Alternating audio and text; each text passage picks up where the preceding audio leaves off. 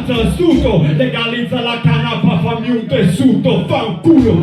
Se non comprendi questo originale, la canapa l'uso più stupido è quella di fumare. Tu la puoi usare come combustibile, come cosa tessile, quindi dico legalizzala, perché il Friuli era specializzato, adesso invece è un posto criminalizzato, perché anche il SAS Brescia l'hanno cacciato. Arriva la polizia col carro armato, io dico ma come cazzo si fa?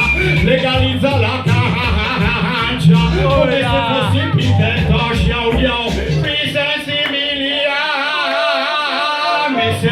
tutte le persone lo sanno, hanno la cenina ma non sanno che fanno in bagno, e magari spendono il loro guadagno, lo nascondono con un ghigno dentro la mutanda, nel nylon della standa, che dal prosciutto ti avanza. La fatanza delle mie persone è proporzionale a quanti soldi gli rimangono per mangiare, quindi vediamo se sei preso bene.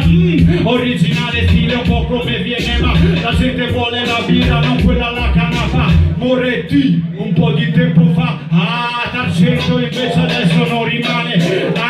Heineken ce l'ha presa da settimane. Io dico tu cosa fai? Dormi? No, stavo scuotando nella birreria Dormish. Io per la gente che comprende questo è freestyle improvvisato, mica un testo. Se uso la canapa mica contesto, se uso la canapa investo un po' di soldi per lo sbaglione. Ve lo dice uno che non fuma, ma per l'autoproduzione, per la legalizzazione, perché farebbe comodo anche a me coltivarne piante tre senza uso personale, senza che mi mandano al CERT a pisciare ogni volta che la gente si fa le pare, perché non c'è festa in Friuli, perché non ci fanno fumare. Questa è la non c'è reggae per paura della ganja, yo, e in sostanza va proprio così. Se non c'è alcol non c'è party qui, fanculo Martini, di mini mine bo, original to better see with a killa flow. E se capisci quel che dico con le rime che sputo e scrocchio, la gente beve così tanto che quando si rabatta per terra mi sembra mo show.